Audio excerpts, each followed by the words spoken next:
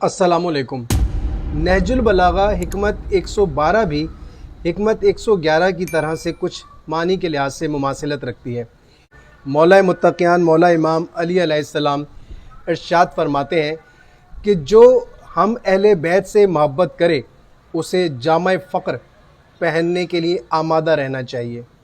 मौला के इस कौल को समझने के लिए लफ्ज़ फ़क्र को सही मानों में समझना बहुत ज़रूरी है। आम तौर पर इसका मतलब लिया जाता है तंगदस्ती, गुर्बत, अफलास, परेशान हाली या कोई मलंग या कोई फ़कीरी या इस तरह का कुछ जो मतलब आजकल के दौर में लिया जाता है, बिल्कुल गलत है।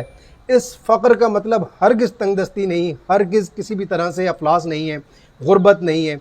ये फ़क्र का मतलब है अल्लाह और बंदे के दरमियान जो एक हिजाबात हैं उनके हटा देने का जो एक रास्ता है, जो तरीक़ाकार है, उसे फ़क्र कहते हैं। उस रास्ते को, उस तरीक़े को जिससे इंसान चल कर अल्लाह तक पहुँचता है, उसकी मारिफत हासिल करता है, ये वो तरीक़ाकार है कि जो अंबिया का था, औलिया का था, आइम्मा का था, स्वालिहीन का था।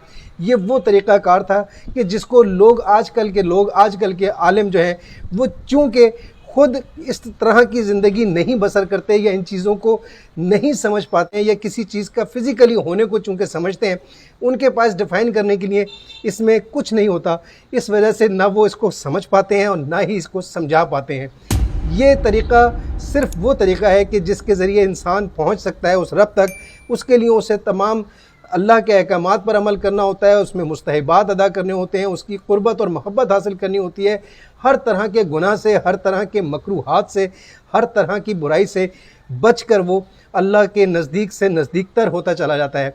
इस नज़दीक से नज़दीकतर होने का जो अमल है, इसे फ़क्र कहते हैं। मौला मुश्किल कुशा मौला इमाम अली अलैहिस्सलाम का मतलब इस बात का, इस कौल का फ़ौरन समझ में आ जाता है जैसे ही हम इस फ़क्र को समझते हैं कि जो मौला को समझ लेगा, जो मौला से दोस्ती करेगा, मौला से मोहब्बत करेगा, उनके नज़दीक तरीन होता चला जाएगा, उनकी बातों पर अमल करता चला जाएगा, तो उसके और अल्लाह के दरमियान जो हिजाबात हैं वो हटते चले जाएंगे और वो फ़क्र का जामा पहन लेगा। और इस फ़क्र को मौला मुश्किल कुशा मौला इमाम अली अलैहिस्सलाम ऐसे बयान करते हैं कि रसूल खुदा सल्लल्लाहु अलैहि वसल्लम को भी अगर अपनी किसी सिफ़त पर बहुत ज़्यादा फ़ख्र था तो वो सिर्फ़ फ़क्र था जिस पर वो फ़ख्र किया करते थे।